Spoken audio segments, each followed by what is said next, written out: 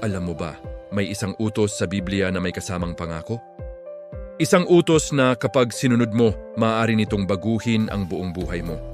At ito ay simple lang, makinig ka sa iyong ama. Sa Biblia, paulit-ulit sinasabi ng Diyos kung gaano kahalaga ang pakikinig sa mga magulang, lalo na sa ama.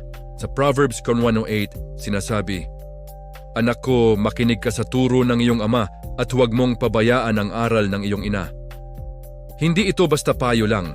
Ito ay paalala na ang mga magulang ay binigyan ng Diyos ng responsibilidad na gabayan tayo. Ang ama ay parang ilaw sa dilim.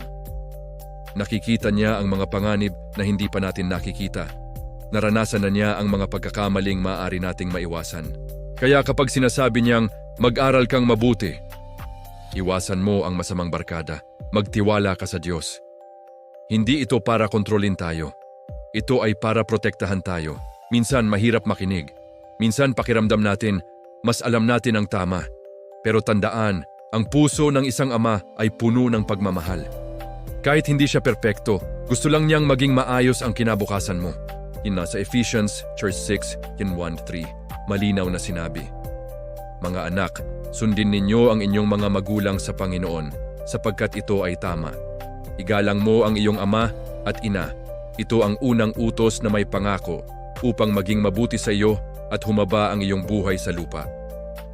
Ibig sabihin, ang pakikinig sa ama ay hindi lang tungkol sa disiplina. Ito ay tungkol sa pagpapala. Kapag natuto kang makinig sa iyong ama, natuto ka ring makinig sa Diyos dahil madalas, ginagamit ng Diyos ang ating mga magulang para gabayan tayo. Kaya kung may pagkakataon ka ngayon, lumapit ka sa iyong ama. Makinig sa kanyang payo at ipakita sa kanya ang respeto. Dahil balang araw, maiintindihan mo rin kung bakit niya sinabi ang lahat ng iyon.